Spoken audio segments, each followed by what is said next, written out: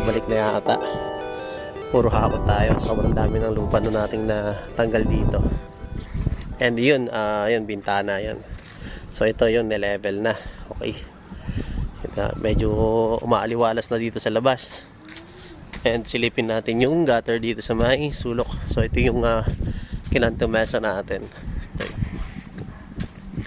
Yan, okay. So yun, naglagay sila dito ng salo. That's only for alignment, para sigurado yung hindi bulok-bulok yung gutter at umagos na maayos yung tubig. Okay, so that's all for today mga ka-dimples. See you next day.